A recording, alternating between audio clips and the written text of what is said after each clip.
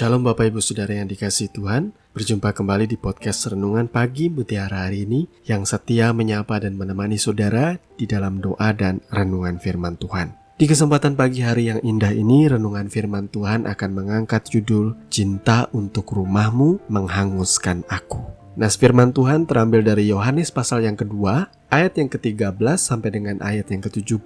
Demikian firman Tuhan. Ketika hari raya Paskah orang Yahudi sudah dekat, Yesus berangkat ke Yerusalem. Dalam bait suci didapatinya pedagang-pedagang lembu, kambing, domba, dan merpati, dan penukar-penukar uang duduk di situ. Ia membuat cambuk dari tali, lalu mengusir mereka semua dari bait suci dengan semua kambing, domba, dan lembu mereka. Uang penukar-penukar dihamburkannya ke tanah, dan meja-meja mereka dibalikkannya. Kepada pedagang-pedagang merpati ia berkata, "Ambil semuanya ini dari sini. Jangan kamu membuat rumah Bapakku menjadi tempat berjualan." Maka teringatlah murid-muridnya bahwa ada tertulis, "Cinta untuk rumahmu menghanguskan aku."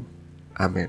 Bapak Ibu Saudara yang dikasihi Tuhan, secara harafiah tanpa perlu kita bersusah payah menafsirkannya, nas firman Tuhan sudah jelas sekali. Kita melihat kemarahan Tuhan Yesus pada saat ia masuk ke dalam bait suci di hari raya Paskah. Ia marah karena bait suci difungsikan juga sekaligus sebagai tempat berjualan layaknya pasar. Di sana ada pedagang lembu, kambing domba, merpati, kemudian juga ada meja penukar uang. Di dalam amarahnya yang kudus itu, ia membuat cambuk dari tali, lalu mengusir mereka semua dari bait suci, termasuk kambing domba, lembu mereka. Uang-uang penukar itu dihamburkan ke tanah dan meja-meja mereka dibalikkan oleh Tuhan Yesus. Ia melakukan itu sembari ia berkata, "Jangan membuat rumah Bapakku menjadi tempat berjualan." Saudaraku, dari ucapan Tuhan Yesus ini kita bisa memahami bahwa alasan ia marah jelas oleh karena bait suci yang seharusnya menjadi tempat yang kudus, tempat orang beribadah berbakti dengan rasa takut dan cinta akan Tuhan. Tetapi kenapa bait suci itu malah difungsikan layaknya pasar, tempat orang berjual beli dan mencari keuntungan? Dalam hal ini jelas Tuhan Yesus menunjukkan sikap ketidaksukaannya ini dengan keputusan para imam-imam kepala. Pokoknya siapapun mereka yang bertanggung jawab terhadap pengelolaan bait suci, Tuhan juga marah terhadap mereka. Karena jelas dengan difungsikannya bait suci sekaligus menjadi pasar, tempat berdagang berjual beli, yang diuntungkan adalah para imam. Biasanya ya untuk alasan yang mungkin bisa diterima oleh banyak orang, uangnya nanti buat pembangunan atau memperindah bait suci. Tetapi untuk alasan itu, Tuhan Yesus tidak mau kompromi, saudara. Kemarahannya sudah cukup menunjukkan kepada kita bahwa ia tidak suka bait suci dialihfungsikan menjadi pasar atau tempat mencari keuntungan. Lalu di dalam Yohanes 2 ayat 17 dikatakan bahwa teringatlah murid-muridnya bahwa ada tertulis, "Cinta untuk rumahmu menghanguskan aku." Ayat ini bersumber dari Mazmur 69 ayat 10, di mana kata cinta di dalam kalimat cinta untuk rumahku berasal dari kata Yunani yang bermakna merebus atau membakar. Kemudian rebusan atau pembakaran itu berlangsung sampai menghanguskan. Yesus berkata, "Menghanguskan aku." Di dalam tradisi bangsa Israel ya, setiap korban yang dipersembahkan kepada Tuhan itu harus dibakar sampai hangus, sampai habis. Lalu apa hubungannya dengan cinta akan rumahmu menghanguskan aku? Konteks rumahmu di sini memang mengacu kepada bait suci. Apa yang menghanguskan kita? Api kekudusan Tuhan, saudaraku. Hari-hari ini kita hidup di zaman di mana orang-orang takut untuk memiliki semangat yang tinggi. Kita takut dengan yang namanya radikalisme. Kita takut hal-hal yang semacam itu. Biasanya kita ingin menjadi moderat saja. Tetapi sayangnya Tuhan justru menghendaki kita memiliki semangat tinggi, bernyala-nyala, berkobar-kobar oleh api kekudusan Tuhan. Hari-hari ini malah sebaliknya. Orang gak pengen jadi orang Kristen sungguh-sungguh. Makanya ada peringatan di dalam kitab Wahyu. Kebanyakan orang Kristen itu menjadi suam-suam kuku. Setengah-setengah. Hatinya tidak sepenuhnya mengikuti Tuhan. Setengah mengikuti Tuhan, setengah lagi mengikuti dunia. Sehingga Tuhan akan memuntahkan setiap orang yang suam-suam kuku dari mulutnya.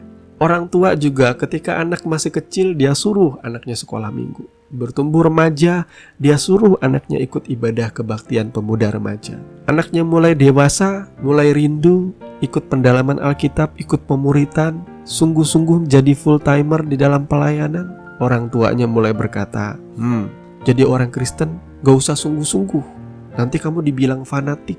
Inilah masalah kebanyakan kita. Kita tidak pengen lagi melihat orang berkobar-kobar, bernyala-nyala melayani Tuhan. Saudaraku yang dikasihi Tuhan, semangat yang berkobar-kobar, kecintaan Tuhan Yesus akan kesucian bait sucinya, itu bisa menjadi teguran bagi gereja Tuhan di akhir zaman. Tuhan rindu bait suci betul-betul menjadi sebuah tempat peribadatan, di mana orang datang semata-mata hanya ingin memuji menyembah Tuhan, hanya ingin mencari wajah Tuhan dan memberikan persembahan mereka yang kudus di hadapan Tuhan. Apakah gereja Tuhan hari-hari juga berlaku seperti itu? Atau jangan-jangan gereja Tuhan hari-hari ini mulai kompromi dengan dunia? Gereja Tuhan yang tadinya sebagai lambang kehadiran Tuhan, tempat di mana orang berjumpa dengan Tuhan dan melayani Tuhan, mungkin hari ini dialihfungsikan menjadi pusat hiburan, pusat entertainment, tempat berdagang, di mana pelayanan gereja juga dijadikan bisnis, franchise, mengeruk keuntungan sebanyak-banyaknya. Terus terang, di dalam api kekudusan Tuhan yang menghanguskan,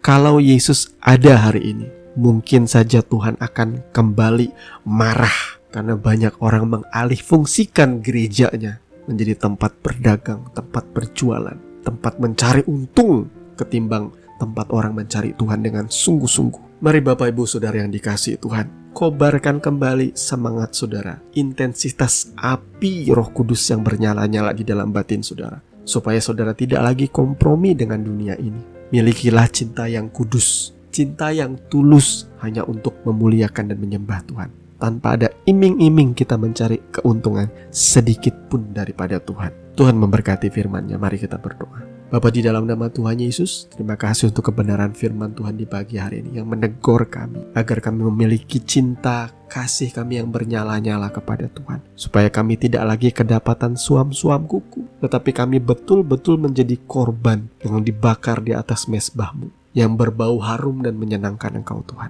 Kami semata datang untuk memberikan persembahan kami di hadapan-Mu, bukan untuk mencari sesuatu untuk kepentingan kami. Terima kasih Tuhan. Kami menyerahkan sepanjang hari ke dalam tangan-Mu yang penuh kuasa. Di dalam nama Tuhan Yesus kami berdoa. Amin.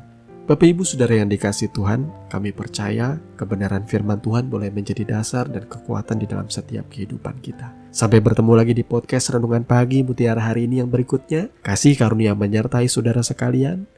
Shalom.